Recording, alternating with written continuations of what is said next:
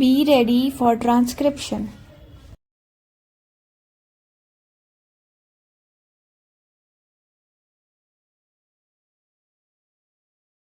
The Industrial Policy Resolution of 1948 was good so far as it went, but unfortunately, the spirit of it could not be understood or appreciated by the common man in this country.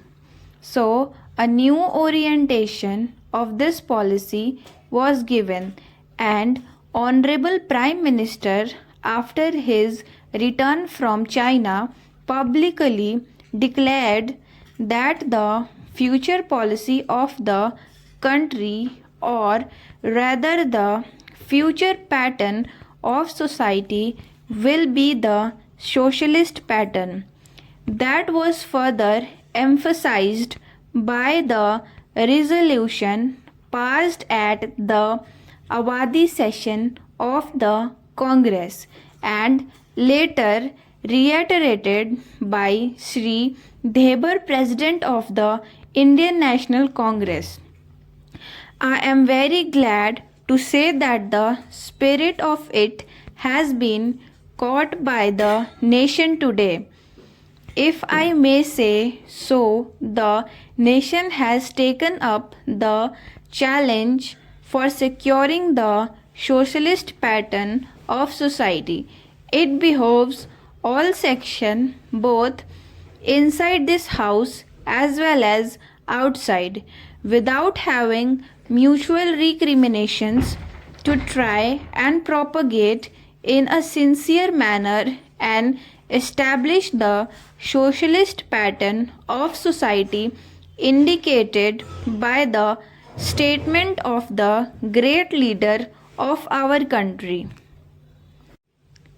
It may be relevant or pertinent if I refer to a few sentences from the memorandum presented on the 4th June 1939 by our Prime Minister, who was the chairman of the All India Planning Committee, which came into existence when there was provincial autonomy in the provinces. On pages 39 and 40 of that report, he started, "It is clear that the drawing up of a comprehensive national plan becomes clearly an academic exercise with no relation to reality unless the planning authority or those to whom it is responsible are in a position to give effect to the plan.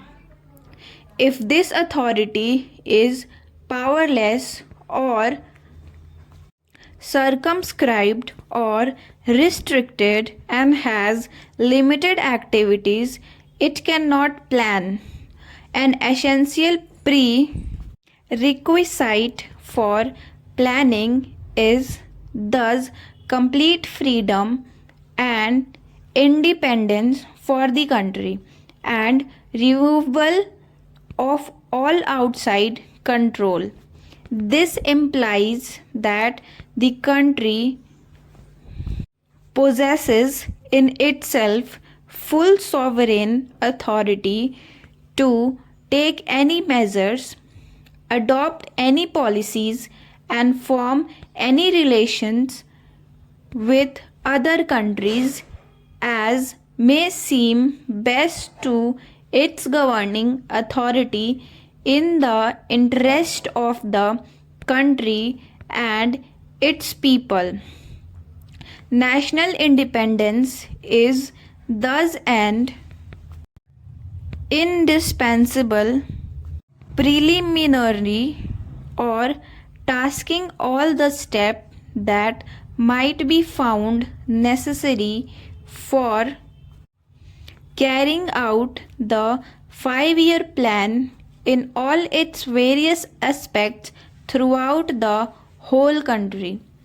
At the present moment, it is clear that not only have we in India no national independence, but we are hedged in and obstructed by numerous restrictions, limitations, safeguards, and reservation which block the path to planning and progress. Our plan for national development must therefore be drawn up for a free and independent India.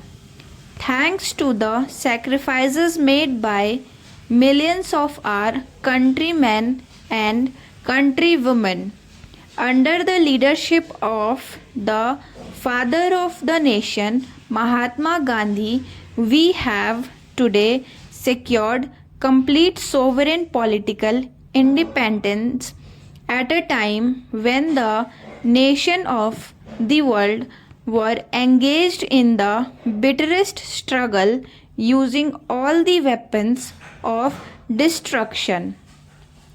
If therefore we have secured political independence during the period of a quarter of a country, it should not be difficult, especially when we are today masters in our own country, to secure a socialist pattern of society as has already been indicated.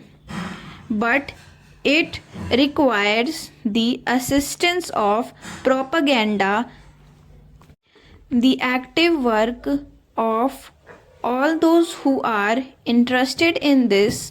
I am sure so long as my honorable friends, the ministers, the deputy ministers, and the others minister who are represent the commerce and industry ministry can give us an assurance that the capitalist pattern would be avoided. Some of us who believe in a cent per cent socialist democracy give an undertaking that certainly totalitarian policy will not be introduced in this country, because we have believed all along during the fight that we have given to the British government when we secured political independence that we shall try to maintain democracy undiluted and a socialist democracy at that.